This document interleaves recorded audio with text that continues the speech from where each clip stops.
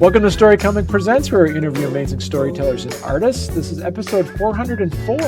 I'm your host, Barney Smith of Storycomic.com, and we're excited to have with us the acclaimed and celebrated, internationally acclaimed and celebrated comic creator and writer of Red and Brown, Zach Taylor. Zach, how you doing? How are we? Good. Yeah, not bad. Late and tired, but yeah, good. Yourself? See, exactly. Yes, because you're talking to us from England right now, and it is past midnight where you are. And you have school in the morning, Zach, right? Yeah, I do. I've got university lectures in the morning, but it's it, I'm ready to go. My clothes are ironed. My neighbour walked his dog and looked at me through the kitchen window like a madman because only madmen iron at like 11:45 at night. But we're ready to go. We're ready to go. So you reached out to us a couple months ago, and you're part of the ASAP Imagination, and you actually are now working on your latest Kickstarter, Red and Brown, which sounds extremely interesting. It's kind of a fresh take on the noir genre, correct? So, with the genre being so heavily rooted in the 1940s, especially in America and the fallout of World War II, everyone's sad, everyone's depressed. There's that undertone, there's the caricature of the femme fatale. There's all these good crafted elements of storytelling that, to a degree, are still very reflective in society now. And it's one of those things where I looked into noir because I had to look into noir. When you're given a project, whether it's 40s noir or French New Wave, don't dive into French New Wave. It's really not. It's not worth it. It's a rabbit hole. Don't do it. But with noir stuff, it captured me, and I realised, hold on, there's quite the element here that still reflects society today. And I used to live outside of London, just outside of it. But there's a small little town called Langdon that was built here in the UK, almost as a housing area for the displaced in World War II across the UK. And it was meant to be a commuter town, but work dried up, and it's the equivalent of the projects essentially for you guys. And Mm. it wasn't the nicest of areas. I remember hearing a conversation over the back when I was having a cigarette in the garden, and you hear all sorts of conversations in places like that. Things can pop off at any time, at any place, anywhere.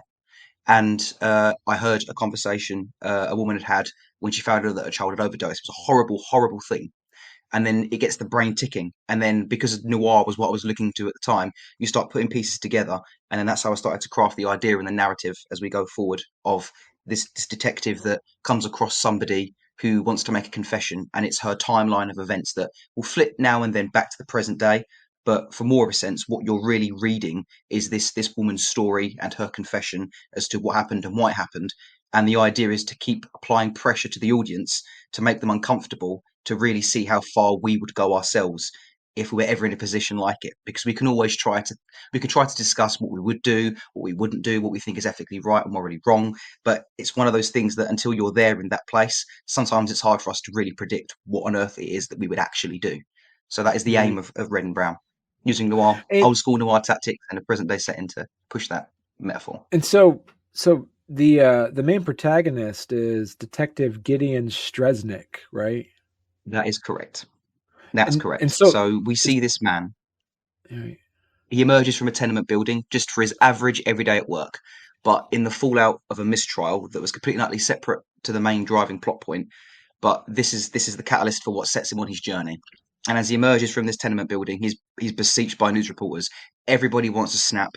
Everybody wants a snippet. And no matter what he does or where he goes, he cannot shake this breaking story of a mistrial that is just following him everywhere. He can't even get a coffee without people trying to offer it to him for free. He can't even sit at the bench and drink it without a jogger recognizing him. He's hearing it in radios. He's seeing it on televisions and windows. No matter where he walks or where he goes, he is plagued by this. And it's very much the driving factor as to what will influence his decision when he hears this confession that he will soon come upon. Well, so how does Stresnick's journey through the mistrial and its consequences shape his view of, say, like justice and morality?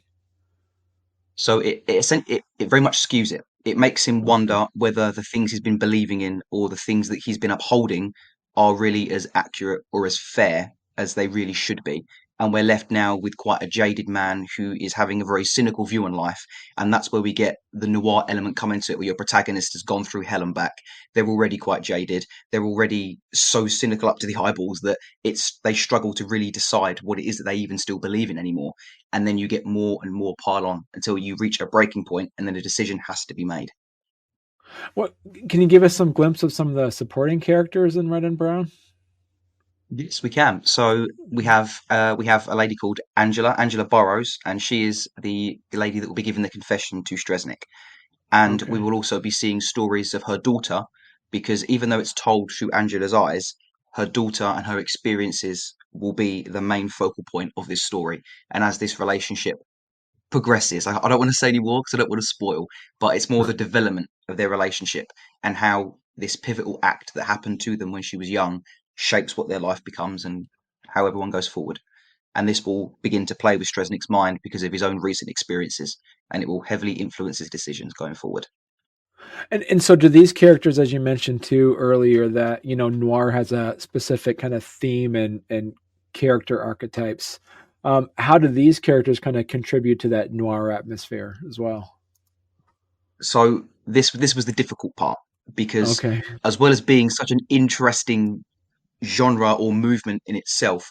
The problem with noir is it also becomes controversial as you move on with connotations and the way that certain characters are portrayed or the way that certain demographics are portrayed. So because of that, we have to find a way to modernize it, but still keep to the main tropes. So for example, you've got the femme fatale, but the femme fatale hasn't got to be this idea of a poisonous individual that will come in and ruin someone's life and take what's good and corrupt what's left. It doesn't have to be that way necessarily. It just means they have to act in a certain way at a certain time. It doesn't mean they destroy anyone. It doesn't also mean that they don't help anyone. It's just taking that element and driving a way forward that is A, socially acceptable that we see today, but B, still engageable, well, sorry, engaging and believable for your audience to engage with. Okay. And so that kind of gets back to my next question as well. Like as we said, the work kind of pays homage to classic noir, but while you are updating it for modern audiences. So how did you kind of keep that balance for traditional noir elements with contemporary issues?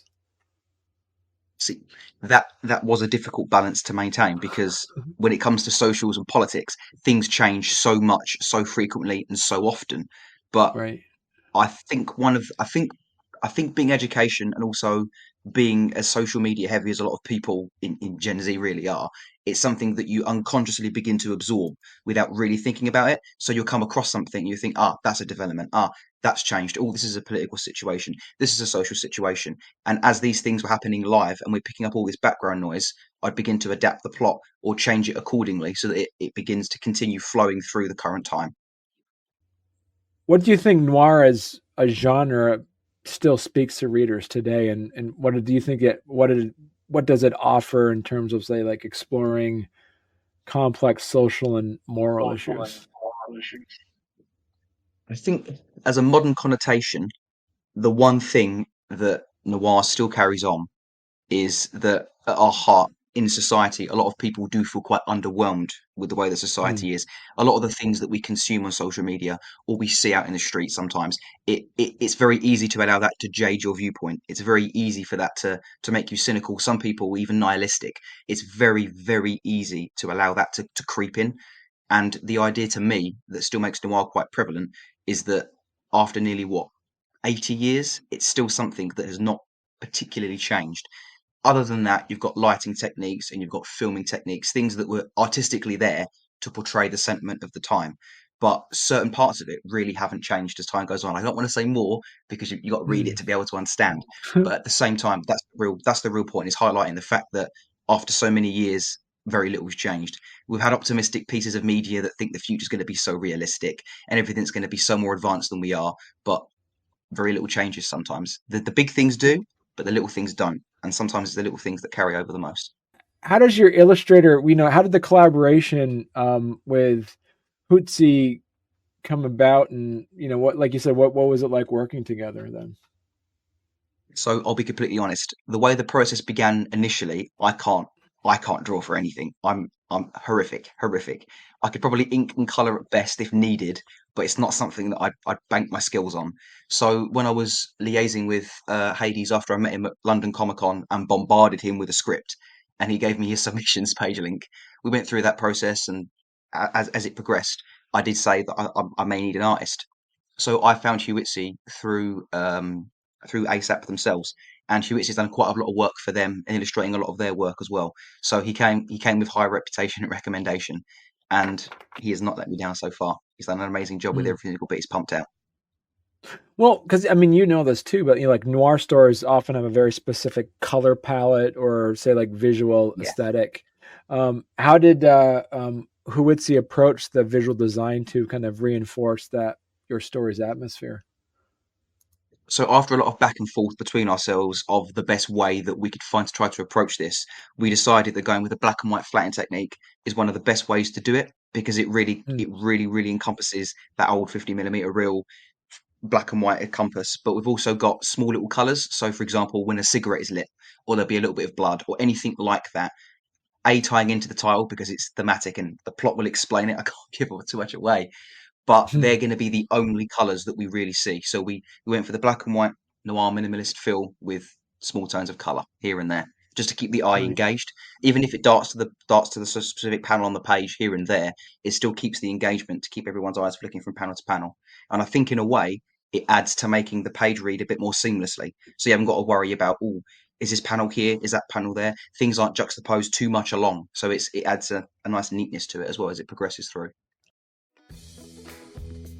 Well, hey there. If you're enjoying our podcast, don't forget to subscribe on YouTube or leave us a 5-star review on your favorite podcast platform. Your support means the world to us and helps us keep this show going. We love hearing from you, so any feedback is welcome. And thank you for being a part of our podcast family and for all your support. It truly means a lot to us. Let's talk a little bit too, Zach, about your writing process and some of your personal influences. You're a screenwriter, so how has your experience with screenwriting influenced your approach to comic book writing? I'm taking the glasses off for this one. It was a journey. So when you look at traditional comic book scripting formats, I could talk for this for hours. So do shut me up if it gets too much. But when you stylize it, the easiest thing to do is sometimes with a Word document. I would never recommend it for screenwriting. Never screenwrite with a Word document. Don't do it to yourself. Don't do it. Don't do it. Final draft is what you need. But for comics, you can do it on a Word document. You can break yourself down as a center page header of page and panel amount, and then you give essentially what is an action description, or you tell your publisher or your author, whoever you're trying to pitch your work to, you give them a brief outline that's nice and concise of what's going to happen. And with comics, you're meant to pan the dialogue to the right side of the page because it gives you an approximation of how many lines are going to be in a bubble. So then that way you can keep feeding it through. But when it comes to screenwriting, whole different ball game. They're really strict with it now. It's very much recommended that your action descriptions are about 4 lines deep. You've got your dialogue panned to the center of the page. If you're directing, you've got your shots in the top right hand side. There's so much more complexities to it, but I found a way to blend the two together. So it's kind of worked. It's kind of not. We'll soon see. But I think it looks like a nicer format in my opinion. But yeah, I could go for hours and hours about script writing techniques and dialogue structures. Just don't do it to yourself. I'll be here. I'll have you forever. So you did, as a self-proclaimed Twin Peaks obsessive, did David Lynch or Twin Peaks influence any aspects of Red and Brown then? Not so much Red and Brown. Other projects that I've got in the works, Okay. they have. But yeah, Twin Peaks, it's bad. As soon as I saw the pilot episode, I thought this is it. This has got me for an instant amount of time. And I consumed books. I consumed all kinds of media. There's even a section called they put the whole Blu-ray together. My brain's gone blank now. They called it the missing pieces, and it was essentially another hour and 45-minute cut of cut scenes slapped together that you're supposed to watch after you've seen everything. And yeah, there's so much in Twin Peaks to unpack. You can watch it 2-3 times, and you'll notice new things. You'll get other connotations you never caught. You'll see the plot from a completely different angle. I rarely come across people online that really have the same opinion of what was happening in a scene, unless we are specifically told. And when you've got men like David Lynch that will be sat down in an interview and will talk for hours about anything, and then be asked to explain it and just sit back and just go, no, no. And it just it doesn't help. You're just left to figure it out for yourself, derive your own meaning. But yeah, Twin Peaks is a big thing for me. What has been the most rewarding part of bringing Red and Brown to life?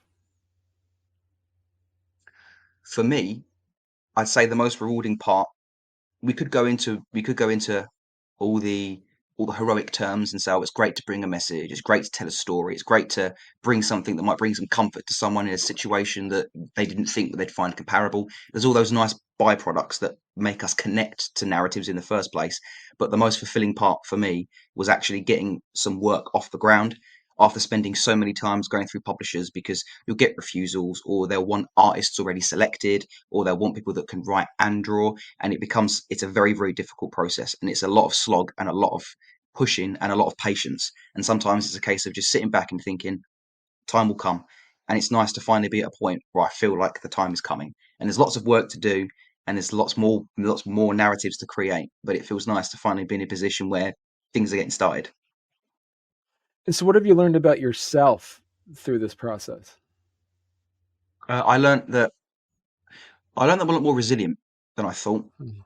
I thought after the first couple of refusals that I didn't have it in me. I didn't think I could keep going and keep doing. And for a couple of months, I didn't write anything, and I'd sit and I'd read instead, or I'd watch instead, or I'd even play instead. But I'm still consuming narratives, and then the itch comes on. I can only describe it as an itch, almost like something in the center of the back, that no matter whether you go up the back or you go down the shoulder, you cannot reach that itch, and you have to do something. And that's when I realized that I haven't got it in me to stop. I can't. So it's a case of Right. just plugging and plugging and plugging, and it made me realize I've got a lot more drive than I thought I did. Yeah, thicker skin than anticipated. And so, as we're mentioning, this is, as of this recording, Red and Brown is a Kickstarter that's going to be launching soon, and It you already is. have. Was it 4 or 5 scripts you've already written for this as well? Whole thing, whole thing. I'm trying to maintain the mentality that before I pitch a project, I'd like to get all of the scripts done, because, of course, between Mm. working day jobs and then studying at the same time, and then trying to come home and focus and find the time to work on those as well as navigate personal lives, it's such a struggle. So, in my opinion, it serves you better to complete the base of your narratives, even if it's just a vomit or a first draft. Just get it out and get it done. Because if the first one catches someone's attention, you've got months to touch everything else up and neaten it up and add some little things that you may have not thought of before. And then you don't get too carried away with the idea of, oh, I should have done this, oh, I should have done that. Let's reskin this and stylize, because you get yourself in a mess. Just get your bulk Mm. out, get it set, get it done, and tweak if necessary. Don't change. And that's just my personal opinion. Is even if it takes you months or a year or so, just get it all done, because then that way you haven't got to worry. Your side is covered, and you can plug away.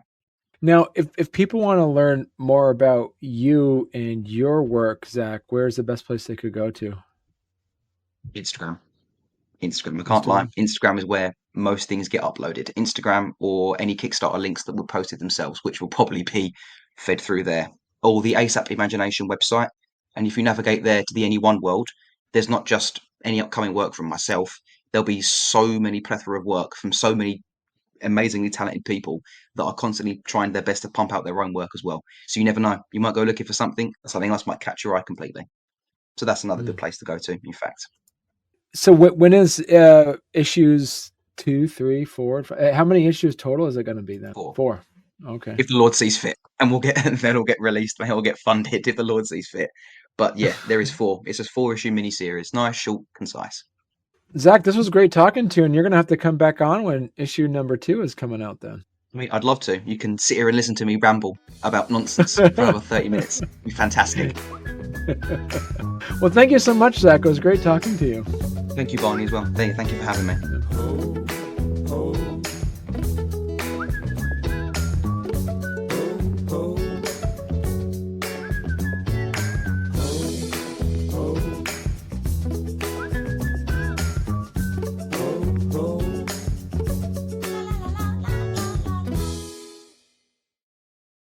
There, test. Am I better? Do I sound better now?